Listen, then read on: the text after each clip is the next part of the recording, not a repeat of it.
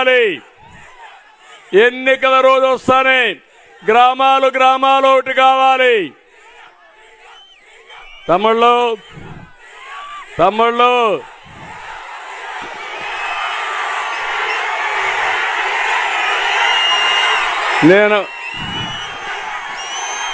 నాకు ముఖ్యమంత్రి పదవి కొత్త తమ్ముళ్ళు అని మిమ్మల్ని అడుగుతున్నా.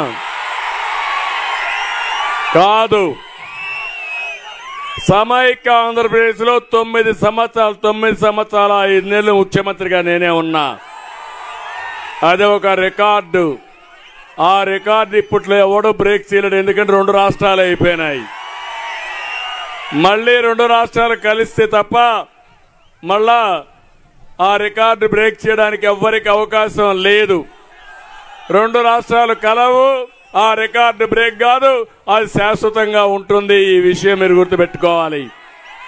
అదే సమయంలో ఇక్కడ ముఖ్యమంత్రి కాకుండా ప్రతిపక్ష నేతగా ఉన్నా ఆ రికార్డు కూడా 15 సంవత్సరాలు. అది కూడా ఎవరూ బ్రేక్ చేయలేరు. కానీ వచ్చిన సమస్య ఈ రాష్ట్రానికి, ఆంధ్రప్రదేశ్ రాష్ట్రానికి తీవ్రని అన్యాయం జరిగింది, ద్రోహం జరిగింది. ఈ రాష్ట్రాన్ని సర్వనాశనం చేసిన జగన్మోహన్ రెడ్డిని ఇంటికి పంపించి తిరిగి మీ రుణం తీర్చుకోవాలి, ఈ రాష్ట్రాన్ని అభివృద్ధి పట్టంలో పెట్టాలి అనే ధ్యేయంతోనే నేను పనిచేస్తున్నా.